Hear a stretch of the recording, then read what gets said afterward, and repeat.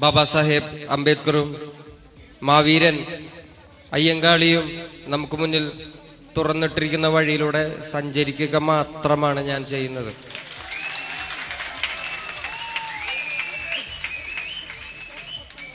ആ വഴിയില്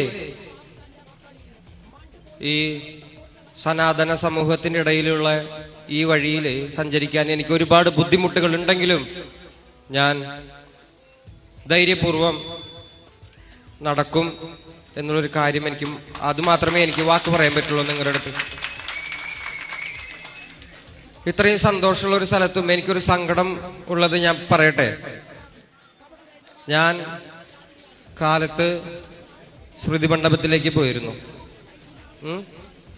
ഞാൻ അവിടെ പോയിരുന്നു. ഇപ്പൊ ഇവിടെ വരുന്നു. മഹാവീരൻ അയ്യങ്കാളിയുടെ